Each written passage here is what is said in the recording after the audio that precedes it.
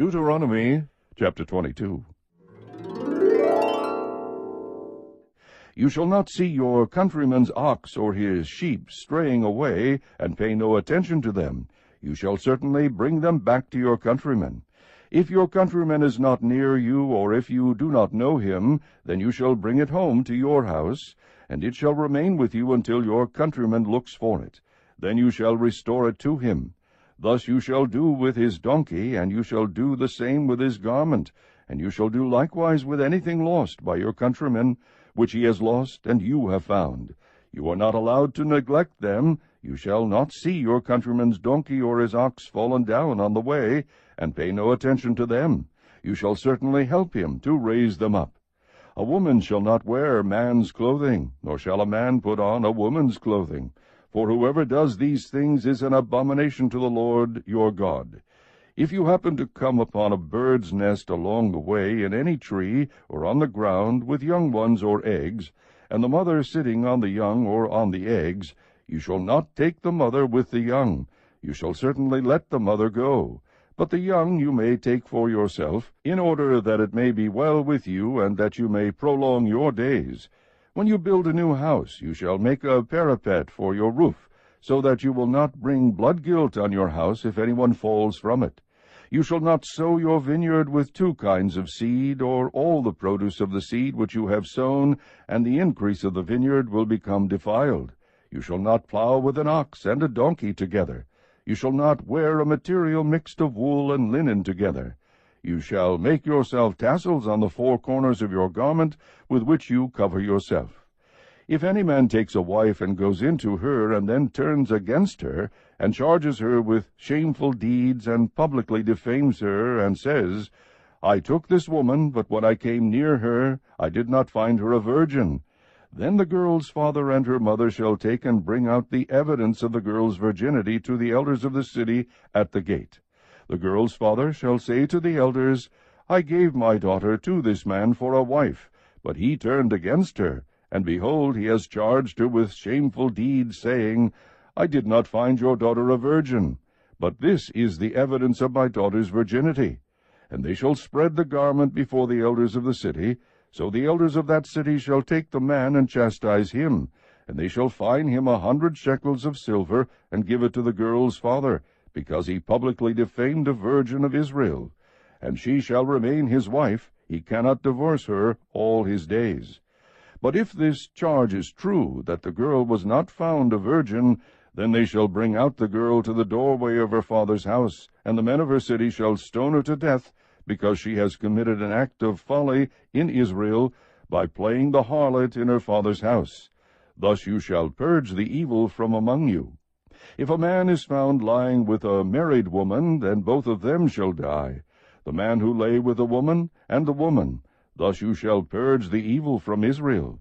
If there is a girl who is a virgin engaged to a man, and another man finds her in the city and lies with her, then you shall bring them both out to the gate of that city, and you shall stone them to death, the girl because she did not cry out in the city, and the man because he has violated his neighbor's wife. Thus you shall purge the evil from among you.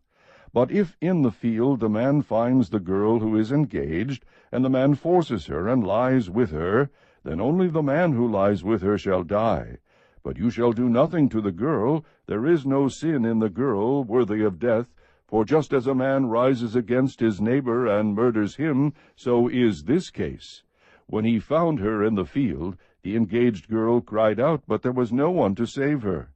If a man finds a girl who is a virgin, who is not engaged, and seizes her and lies with her, and they are discovered, then the man who lay with her shall give to the girl's father 50 shekels of silver, and she shall become his wife, because he has violated her. He cannot divorce her all his days.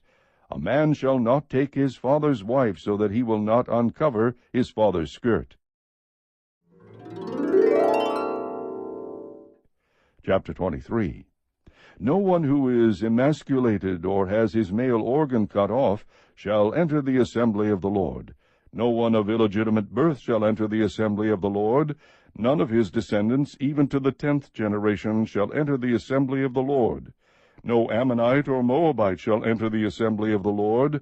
None of their descendants, even to the 10th generation, shall ever enter the assembly of the Lord, because they did not meet you with food and water on the way when you came out of Egypt, and because they hired against you Balaam, the son of Beor, from Pethor of Mesopotamia, to curse you. Nevertheless, the Lord your God was not willing to listen to Balaam, but the Lord your God turned the curse into a blessing for you, because the Lord your God loves you. You shall never seek their peace or their prosperity all your days. You shall not detest an Edomite, for he is your brother. You shall not detest an Egyptian, because you were an alien in his land. The sons of the 3rd generation who are born to them may enter the assembly of the Lord. When you go out as an army against your enemies, you shall keep yourself from every evil thing. If there is among you any man who is unclean because of a nocturnal emission, then he must go outside the camp. He may not re-enter the camp. But it shall be, when evening approaches, he shall bathe himself with water, and at sundown he may re-enter the camp. You shall also have a place outside the camp, and go out there, and you shall have a spade among your tools, and it shall be, when you sit down outside, you shall dig with it, and shall turn to cover up your excrement. Since the Lord your God walks in the midst of your camp to deliver you, and to defeat your enemies before you, therefore your camp must be holy, and he must not see anything indecent among you, or he will turn away from you. You shall not hand over to his master a slave who has escaped from his master to you. He shall live with you in your midst, in the place which he shall choose in one of your towns, where it pleases him. You shall not mistreat him. None of the daughters of Israel shall be a cult prostitute, nor shall any of the sons of Israel be a cult prostitute. You shall not bring the hire of a harlot or the wages of a dog into the house of the Lord your God for any votive offering, for both of these are an abomination to the Lord your God.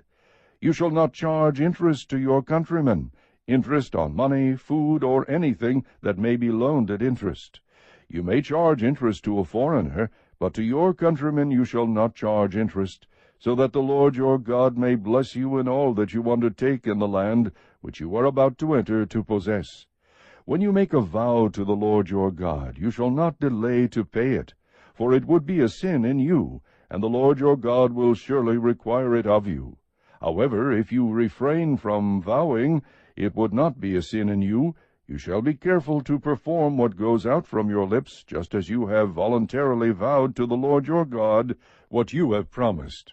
When you enter your neighbor's vineyard, then you may eat grapes until you are fully satisfied, but you shall not put any in your basket. When you enter your neighbor's standing grain, then you may pluck the heads with your hand, but you shall not wield a sickle in your neighbor's standing grain. Chapter 24. When a man takes a wife and marries her, and it happens that she finds no favor in his eyes, because he has found some indecency in her, and he writes her a certificate of divorce, and puts it in her hand, and sends her out from his house, and she leaves his house and goes and becomes another man's wife, and if the latter husband turns against her and writes her a certificate of divorce, and puts it in her hand, and sends her out of his house, or if the latter husband dies who took her to be his wife, then her former husband who sent her away is not allowed to take her again to be his wife, since she has been defiled, for that is an abomination before the Lord, and you shall not bring sin on the land which the Lord your God gives you as an inheritance. When a man takes a new wife, he shall not go out with the army, nor be charged with any duty. He shall be free at home 1 year, and shall give happiness to his wife whom he has taken. No one shall take a handmill or an upper millstone in pledge, for he would be taking a life in pledge. If a man is caught kidnapping any of his countrymen of the sons of Israel, and he deals with him violently or sells him, then that thief shall die, so you shall purge the evil from among you. Be careful against an infection of leprosy, that you diligently observe and do according to all that the Levitical priests teach you. As I have commanded them, so you shall be careful to do. Remember what the Lord your God did to Miriam on the way as you came out of Egypt. When you make your neighbor a loan of any sort, you shall not enter his house to take his pledge. You shall remain outside, and the man to whom you make the loan shall bring the pledge out to you. If he is a poor man, you shall not sleep with his pledge. When the sun goes down, you shall surely return the pledge to him, that he may sleep in his cloak and bless you, and it will be righteousness for you before the Lord your God. You shall not oppress a hired servant who is poor and needy, whether he is one of your countrymen or one of your aliens who is in your land in your towns.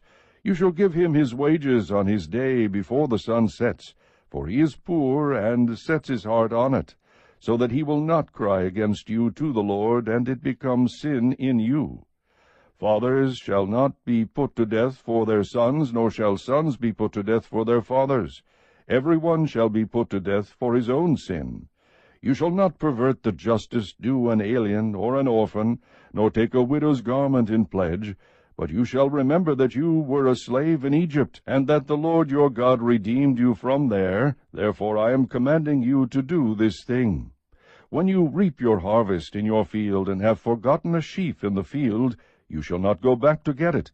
It shall be for the alien, for the orphan, and for the widow, in order that the Lord your God may bless you in all the work of your hands. When you beat your olive tree, you shall not go over the boughs again.